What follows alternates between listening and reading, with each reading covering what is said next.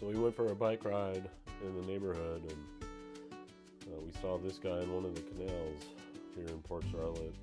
It's a double-crested cormorant, and he's trying to eat some type of redfin or some sort of bait fish that he caught.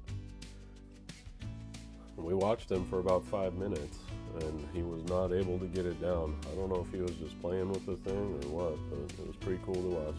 Thanks for watching Roller Reels.